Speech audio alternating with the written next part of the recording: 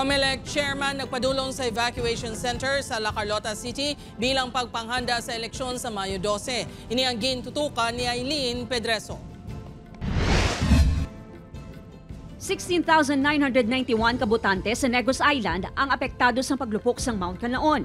Bilang pagpanghanda sa 2025 midterm elections sa Mayo 12, personal na ginbisita ni Commission on Elections Chairman George Garcia ang evacuation center sa La Carlota South Elementary School 2 sa La Carlota City kainasang aga.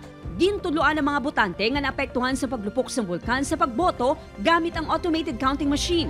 Lakip na ang insakto nga pag-shade sa mga balota. First-time voter si Lenry nga malapit 5 na kabulan nga nagatinel sa evacuation center. Nagtesting ini sa paggamit ng ACM. Kahapos naman mag-shade, apos naman magpili. Dako gid nga bulig nga makabalo kami para dasig lang magabot sa May 12. Para sa mapos nga pagboto sa adlaw sang eleksyon, pila sa dapat tandaan sunod sa COMELEC ang mga masunod.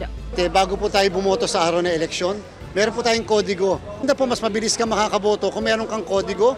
Meron tayong voters information sheet na dinidistribute sa bawat isa. At yung mga may access naman sa internet, meron tayong precinct finder din. May natala na nga polling center sa guwasang evacuation center nga igadesignar ang COMELEC nga gamiton sa adlaw sang eleksyon. Samtang pila ka adlaw antes ang eleksyon, panugyan sang COMELEC ang pagpaiway sang distribusyon sa mga ayuda. Lakip na diri ang pagbaligya sang 20 pesos per kilo nga bugas nga programa sa gobyerno nga mahimo suguran pagkatapos sang adlaw sang eleksyon. Iniagud malikawan sunod sa COMELEC nga gamiton ini sa pangampanya sa mga kandidato. Ang pakiusap natin, sana matigil muna yung pagbibenta ng mugat. Yan po ay absolutely prohibited.